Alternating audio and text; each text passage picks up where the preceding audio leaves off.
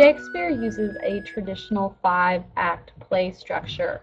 In Act 1, we have the exposition, in which we meet the dramatis persona, which are the main characters.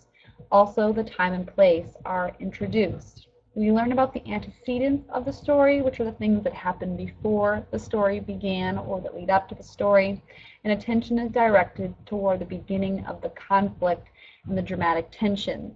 So, for instance, in Romeo and Juliet, we meet Romeo and Juliet. We learn about the pre-existing conflict between the Montagues and the Capulets, and Romeo and Juliet fall in love, which leads to conflict and the dramatic tension.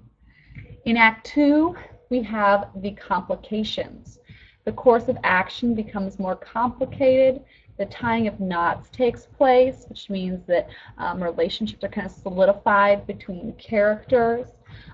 Interests clash, intrigues respond, events accelerate in a definite direction, tension mounts, and momentum builds up. So more and more actions are happening, conversations that are causing the conflict to get worse and to grow and to grow and to move faster and faster.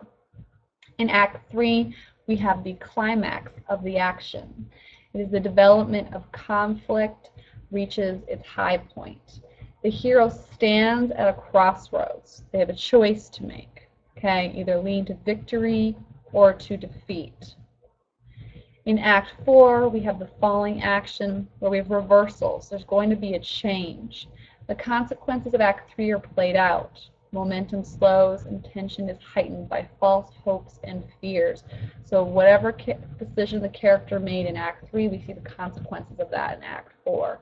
And we see ideas about the possibility of things going one way or another way. We have tricks, or we have hopes that things will go a certain way.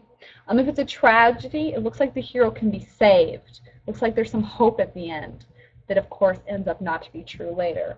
If it is not a tragedy, it's going to look like everything's not going to work out, so that in the end it does work out. In Act 5, we have the catastrophe, or possibly the denouement. In a catastrophe or in a tragedy, the conflict is resolved through the downfall of the hero, okay, the end of the hero. In a denouement, at the end of a non-tragedy, we'll have a victory or a transfiguration of some kind. For example, in a comedy of Shakespeare's, usually would have a wedding where everything is found out at the end of the play.